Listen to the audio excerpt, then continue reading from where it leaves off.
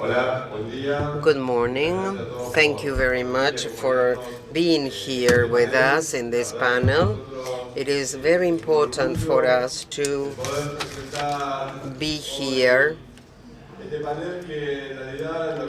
in this panel because we will consolidate the efforts of many institutions represented here, who are the main representatives and who were able to create an IRAM standard that allows us to do this, the good practices in good practices with our own label. So I invite José Luis. He is the host.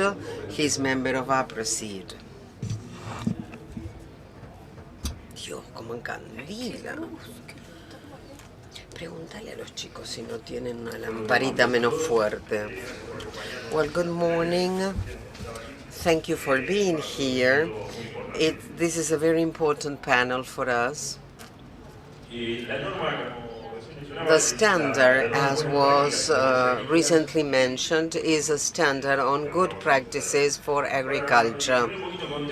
Just to give you the context, certified agriculture started in 2006 when we started working on some certificate for agricultural activities. This was passed in 2008. Certain protocols and certain specificities changed. Communities force us or demand from us sustainability, and they want to be sure about that, and that is what the certification does for the community. Aapresid and farmers in general work to produce quantity and quality foods, and certification communicates good standards. I'm going to mention our protocols. As I said before, the protocol that started this program is the certified agriculture that is targeted to different types of extensive farming, including livestock. We have this certification that is managed by a certain group, and then, because that is what we call the group certification, and then we have what we call the progressive access, which is a different protocol. And last year we presented a new one by Nicolas Testa did it. It is for contractors, a protocol for contractors, which has the okay from CASAFE. So we have good practices for contractors plus a special protocol from CASAFE, and that was the basis for the IRAM standard, where many more institutions contributed excellent ideas. We are currently working on certification for municipalities. This is a protocol that considers good agricultural good practices for peri-urban applications, and it is based on the 14130 protocol that relates to sowing, harvesting, airborne spraying, and land spraying or ground spraying.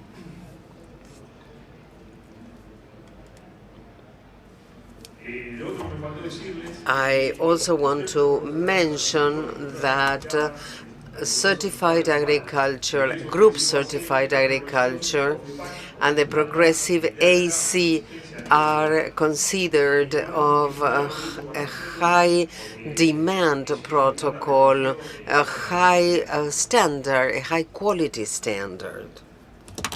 And that is good for us. As to municipality certification, we are working on a pilot project in Banderas in the province of Santiago del Estero. We are already implementing the pilot test. Just to make it clear for you, the basis is always the same. The difference is that we include certain modifications in order to adapt the protocol to a specific need. We know that every certification demands a cultural change, both from the company that is certifying or the municipality, because we need a cultural change from them. As I said before, we're talking about good practices, agricultural good practices, and our certification systems. So we are mentioning all of this: no-till, rotation, balanced nutrition, integrated management of integrated weed management, and responsible management of phytosanitary products. And as I mentioned before, I'm sorry. These manuals that are procedures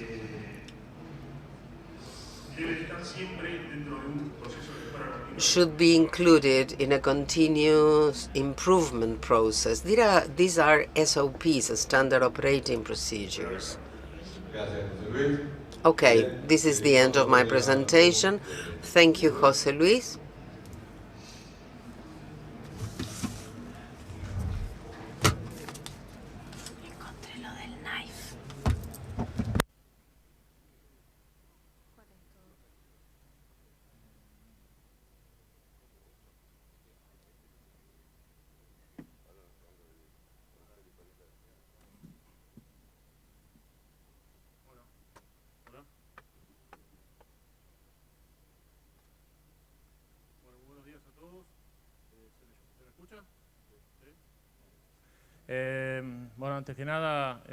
Well, first of all, I want to say that I'm proud to be part of this panel and also of this process that is leading us to this certification, because we are part of a professional team and we continue contributing ideas and efforts, because we know that standards continue to be studied in different areas. So my presence here today in this panel is just to tell you what is CASAFE's perspective, what is it that we believe, what is our perception, or basically what we understand the perception of the public is, and what we are doing from CASAFE to improve the perception of the public.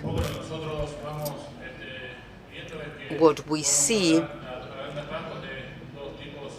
is two types of acceptance: a nationwide acceptance linked to the safety of phytosanitary products, and a more local acceptance which is associated to the responsible use of phytosanitary products.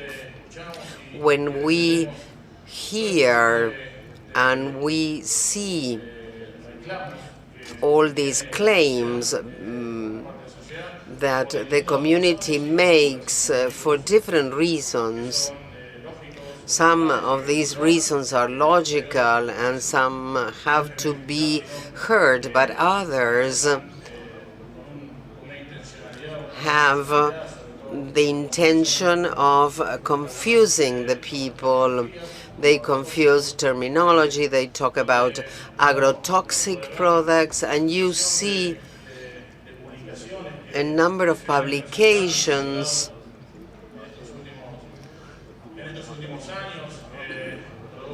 that refer to products that produce cancer, things that should be forbidden, problems with the drift, whether we have to buffer something or eliminate something.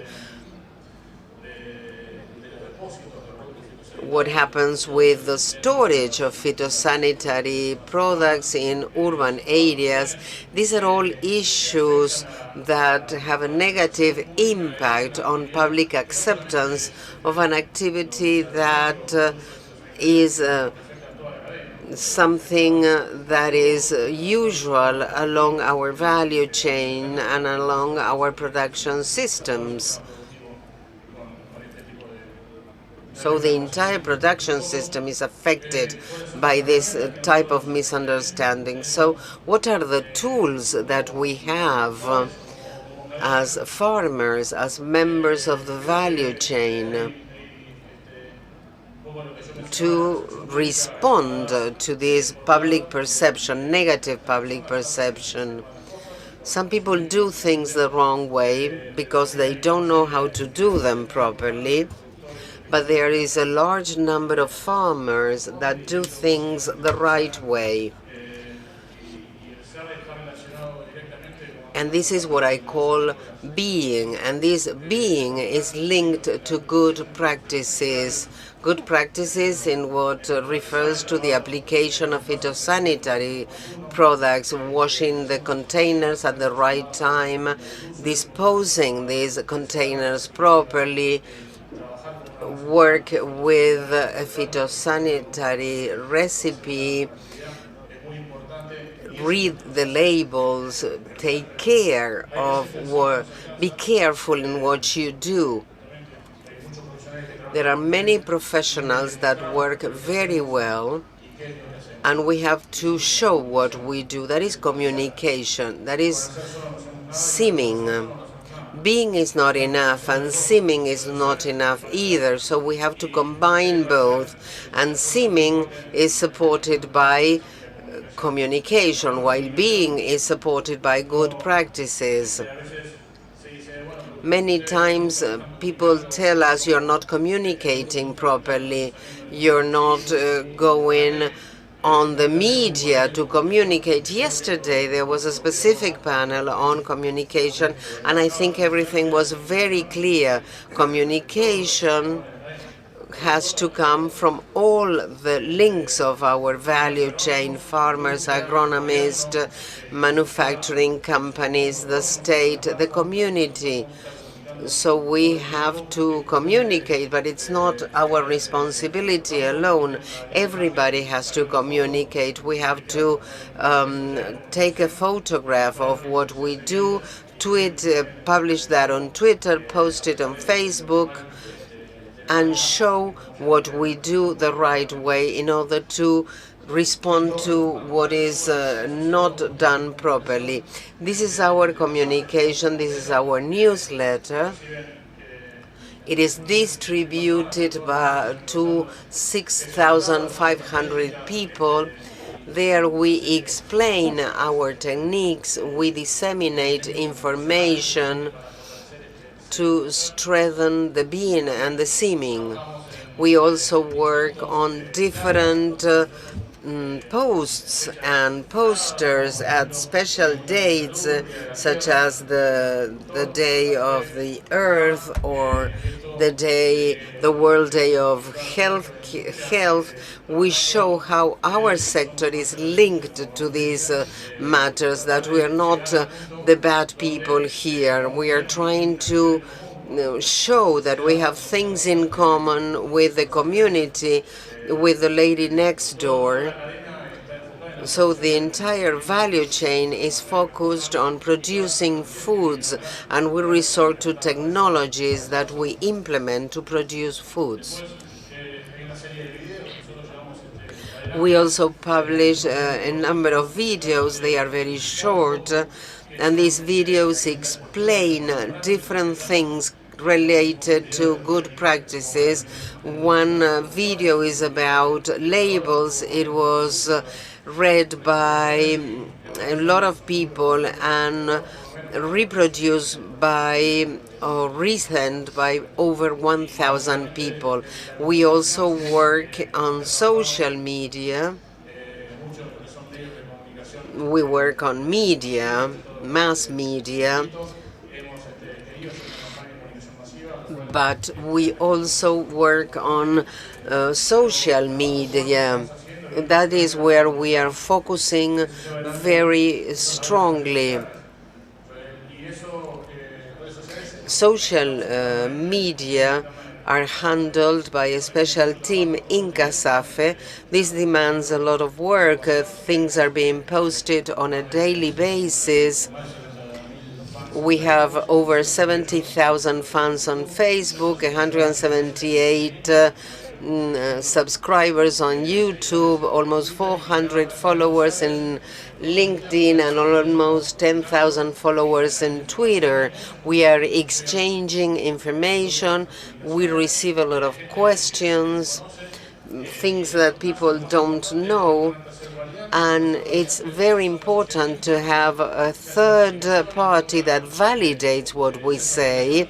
We post something, and a fan on Facebook tells us you're killing people, you're producing cancer, and somebody else, not CASAFE, is responding to that communication.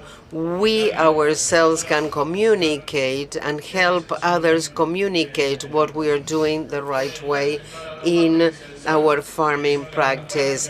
Good practices are a commitment that we should all make. We have in CASAFE different corporate social responsibility programs. One is a training program that is targeted for about, is benefiting almost 18,000 people, 200 meetings. We have planned over 250 meetings for this year. People demand us more and more training meetings. Farmers want to get more knowledge, and that is a very good thing of our farmers.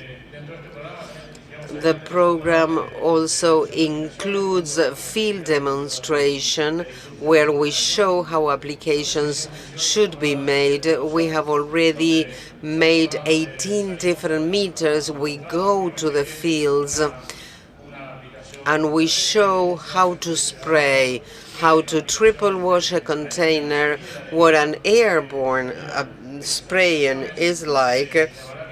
We measure the drift, and all this information is very well received by farmers, because this is not targeted only to sprayers, but to the general public, to decision makers who will establish or draft a new law.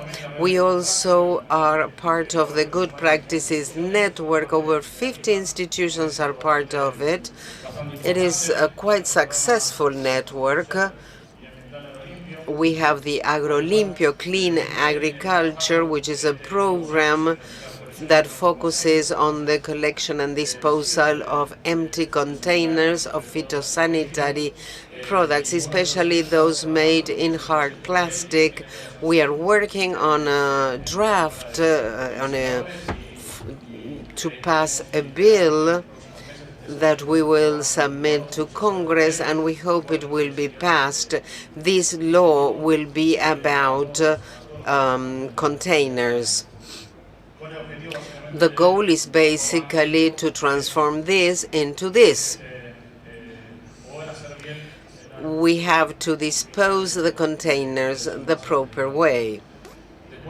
We also have what we call Deposit OK, which is OK storage, where we certify the storing facilities of phytosanitary products distributors. We check the safety and hygiene measures that are used in these storing facilities, and we certify them. We've started doing this in 2004, and we've been successful. We are also working on a protocol to certify spraying companies, that we call it Sprayers OK. It is part of agriculture, of agriculture certification programs, and it applies the IRAM 14,130 standard. We hope that this will give the community the that the community and the governments will rely and will trust that sprayers and farmers have the knowledge and the capacity to use the phytosanitary products in a responsible manner. The idea is also to provide a sustainable scenario for spraying companies, and we want them to have a price differential. We want sprayers that have been certified to be able to offer a price differential.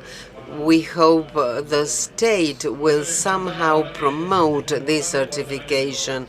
As I said, it's very important to explain the standard and to apply the standard, because, as I have been explaining, we don't have to be only, we also have to seem. I mean, we don't have just to be responsible, but we have to look responsible too. Now, Enrique, please, can you explain the IRAM standard?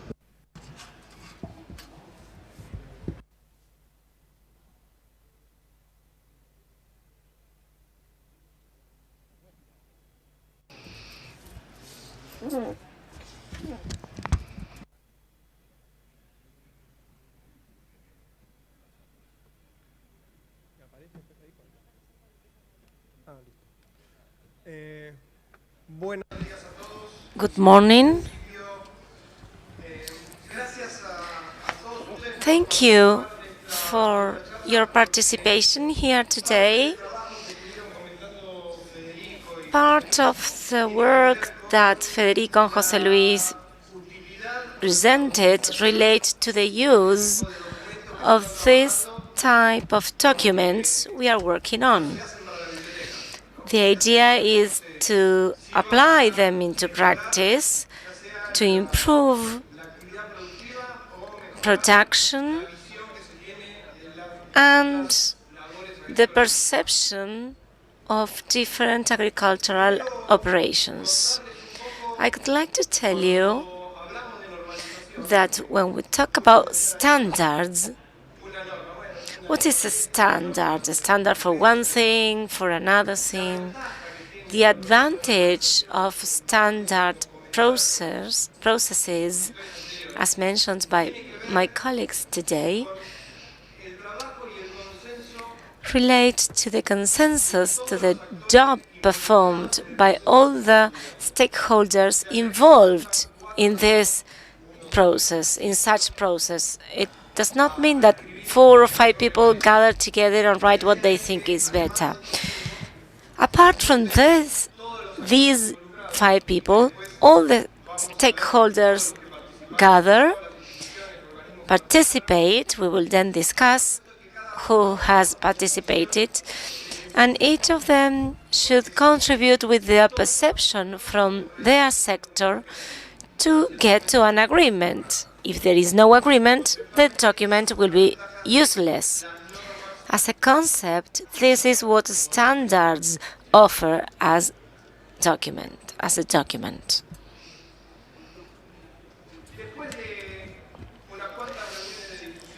After several discussion meetings and team working, the well-known IRAM standard 4130 was created. At least we hope you can remember the number. This standard aims at documenting the best practices to perform the different operations. Good agricultural practices does not only relate to the use of plant protection products. There's a general part of the standard that applies to any machinery, and then we have the task-specific standards. The general part and part 2 for land applications have been approved. Aerial applications, harvesting, sowing, and potentially other operations can be added to those to be approved. The concept is generating documents that can be useful for growers, outsourcers, or people who handle machinery to understand which are the best practices.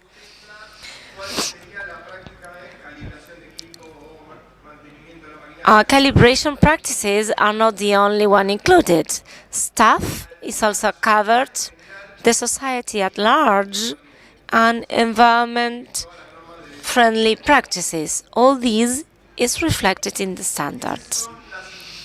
You can see in these slides all the institutions that have taken part in our discussions.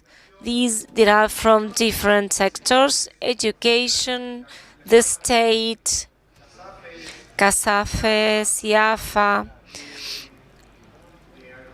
agrochemical companies, outsourcing chambers. All these are involved in this process.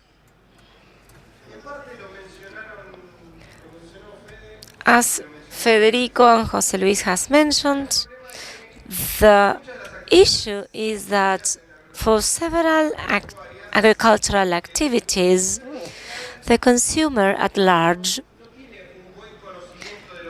is not duly knowledgeable of what is being done, and when there is not enough knowledge, confidence does not emerge. The lack of confidence generates concern, and if you are concerned, you will think that they are contaminating or killing you, pollution or any kind of negative perception arises. When that negative opinion is formed, it's difficult to refute this because they are stakeholders. They believe they are being poisoned. And on the other hand, there's the grower who believes he is working properly without damaging your house, your field, your property. But that's difficult to prove. To that end, we can ensure confidence by certification processes. These processes ensure confidence because there's a third party which is not affected, which is not the doer, but it's the person who says that certain requirements or parameters are being met. Those requirements are stated under the standard, and without any interest on any part, that entity states compliance. If we want to generate confidence, certification is a valuable tool. To close the idea, to show you what we have been doing so far relates to the document dissemination, so that people learn what is said there, so that people can apply the concepts they are in, and to receive feedback in order to grow, to improve. And in case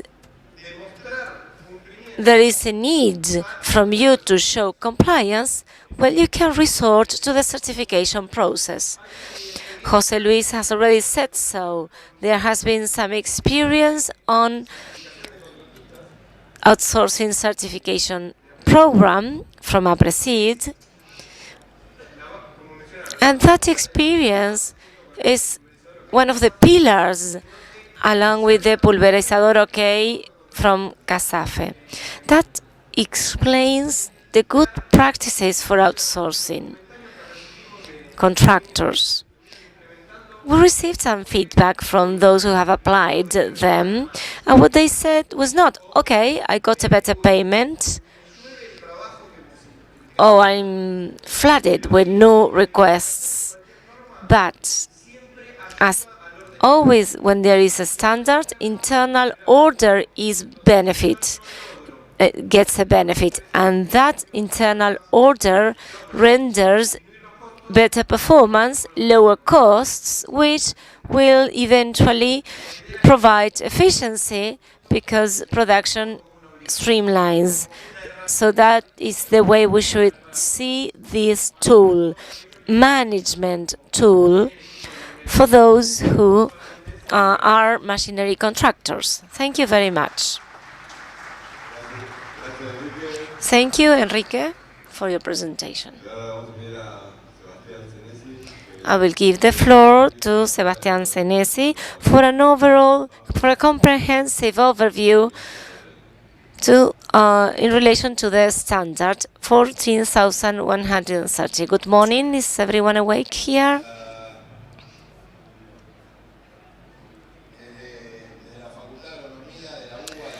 From the University of Agronomy, Postgrad Studies, the academic group, we have been working with Aapresid for more than 15 years.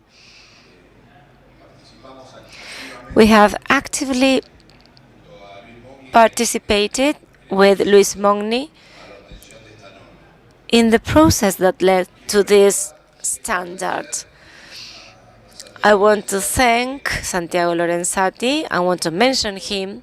He was the pioneer with his thesis when he was at the UBA on certified agriculture.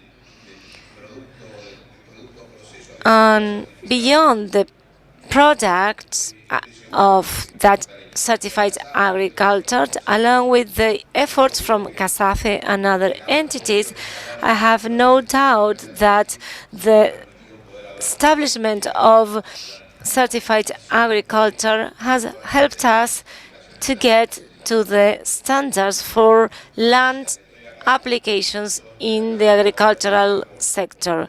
I am here and my group is here thanks to him. The speakers today have clearly stated how important the processes are and how Aapresid is still the leader, is a guide for us, showing our way ahead. And this networking with CASAFE, which is also a stakeholder, because it gathers all the industries, and thanks to this process, the industry and growers have come together, which is not easy for other activities. And there's a third party, IRAM, certifying the process. There's a critical paradigmatic change. IRAM is a critical point. It's not a minor detail. It was a strategic decision. I think it's very important to have this institution, a well-known institution in Argentina as IRAM. I will go in depth in the end about IRAM. Another important point mentioned was being and looking as. And I could also add doing. You don't have to only be and seem or look like, but you have to do. As Enrique has said, this standard is meant to be used in practice, not for the CASAFE or Aapresid's library. We don't have to leave this conference very satisfied with what we have attained. There have been agreement between the industry, the companies, and living with that feeling that there's someone doing something for us, feeling quite saying that we can inform the society at large that there's a standard. No, we have to enforce the standard. And there's a cultural change that should take place. Doing. This is go and do it. It has no sense if you leave this on your desk. When we leave this room, we should start doing, as we have been doing. If we are here today, it's because we are part of a process. There are no excuses today. There's a context, some things good, some bad. There's a market and there's a standard that tells us what we should do to improve our internal processes, which will position positively before the eyes of the society and other actors of our productive chain. The core here is because what has positioned us here, what is our leverage is a group process, a collective process, and this will put us on a positive position in the eyes of the society. Wiring has been a collective process because it helped us to set the borders. What was my production land, what was my neighbor's, and we could increase our production levels considerably. Another collective asset was the fight against the foot-to-mouth disease vaccination, which allowed us have better yield, productive percentages, better economic results.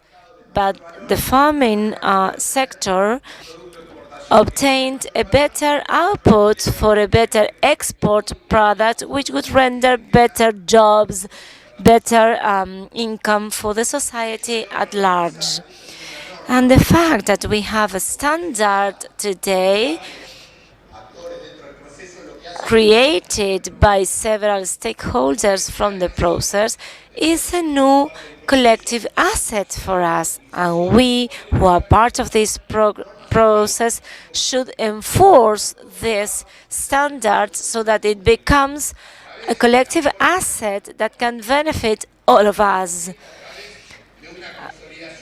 by consolidating and getting closer to the society and to all those who may be uncertain about us, and which would inhibit our marketing and production activities.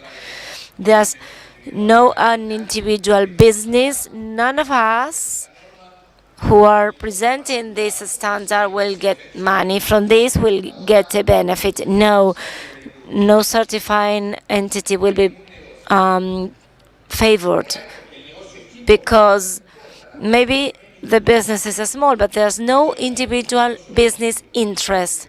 This is a collective effort that should be a benefit for all of us. The standard, the process is a benefit for all of us.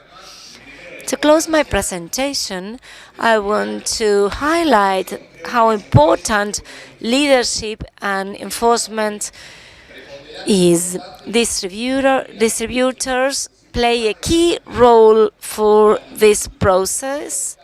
Distributors, companies all over our country should join us and drive this enforcement so that it become a reality. Not just being or looking like you are being, but also doing. My final remark is about an IRAM advertisement. Have you seen that TV advertisement on TV? It was for a massive product which states certain activities which position IRAM as a certifying body for several processes. Safety belts, irons. You can check the web and watch the video, because this advertisement wants to show how IRAM sustains its position to give confidence, to gain confidence from consumers. to start an active approach, we should convince our IRAM colleagues here to include in the next advertisement the farmers and land application process, so that we can be part of that message to communicate with the society. This is what I want you to do. I want to share this. Try to include pictures, photos of people applying actually the process and include them in your new advertisement. Thank you, Sebastián. We have 5 minutes for QA session. If there's any question, we will see it on screen.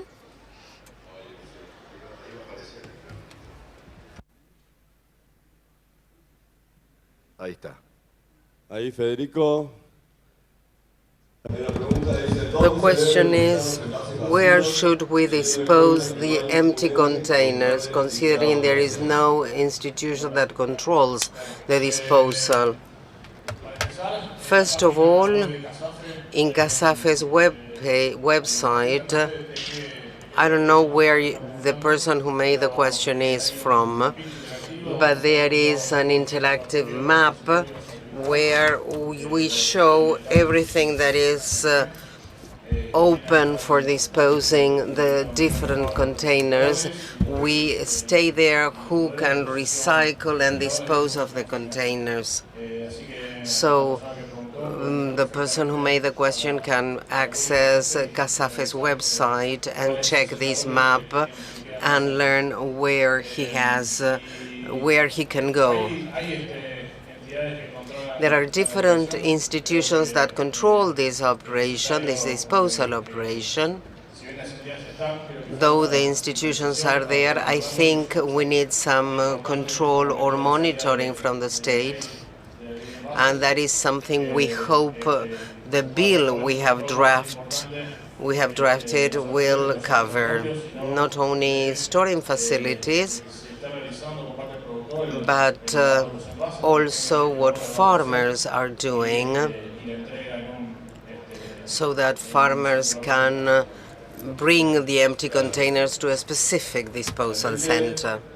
Enrique, standardization of complex processes, considering the many variables involved, doesn't it lead to homogenizing different production environments? I don't understand the question very well. But it shouldn't lead to homogenization. What we do is to try to reach a consensus which is different. I don't know if the question is about that, but what I try to do when I standardize something, when I create a standard, is hear all the players involved, and standards are defined by consensus. It is not by majority of votes. The idea is to reach consensus and get to define which the best practices are. I'd like to say that our vision is we're not working on standardizing the production system, but the processes, the practices involved in the production systems. And each one of you will carry out those activities the way you believe they should be carried out. Now, the other question, this IRAM standard, is it nationwide? Is it compulsory? What are the benefits? When did it come into force? All these IRAM standards are national standards. It is a national standard.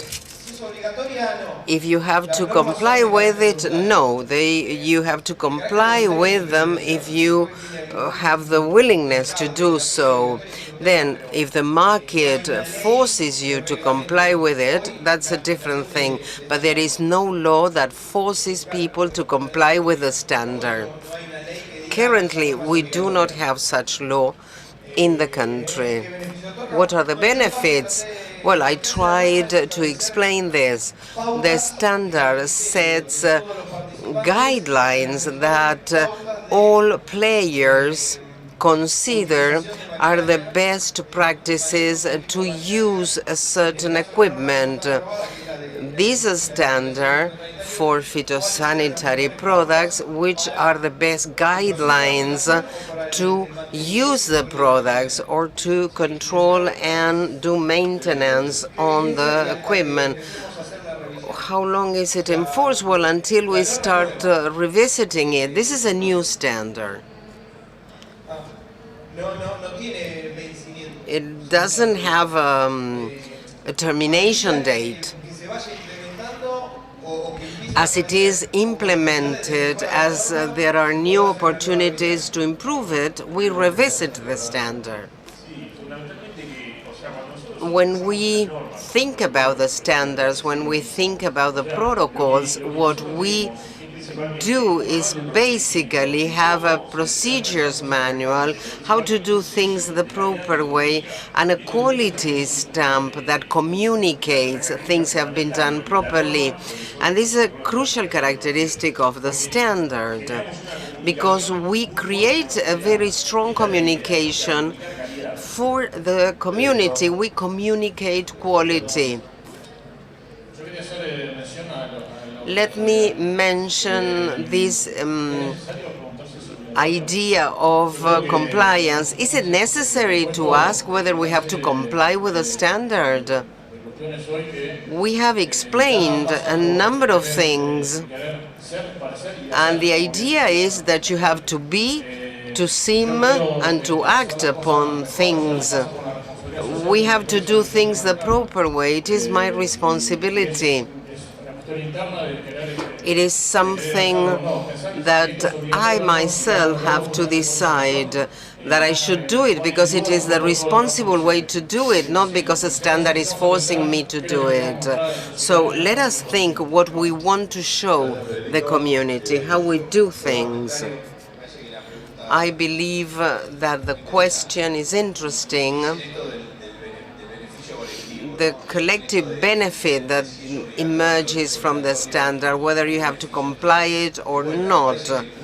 Again, I think the cultural change that we have to undergo is that we should understand things should be done in a sustainable way, not only in terms of how we use or water efficiency. It is difficult. It is difficult to understand these things from the economic point of view. But we have to go to this collective idea that we are trying to do things the sustainable way will bring individual benefits to all of us. Currently, we have in some provinces this willingness to comply with the standards. This is not against the law. This is something that supplements the law in certain provinces, and the benefit is for us, and the benefit is that we have a collective benefit because the community understands that we do things the right way, that we protect the soil, we preserve water resources, we preserve the health of our communities. That's enough benefit for us to apply the standard. So we will finish with this panel, but before I would like to thank the panel and the FIMA people who supported us to move forward with the standard. and they are the responsible people because they manufacture the equipments we use. So thank you very much for being here. We believe this is a differential that will make us stand out in the community. Thank you very much, and thank you, the panel. Let me thank the streaming for their efforts and for the great work other people who are in our team that they have done.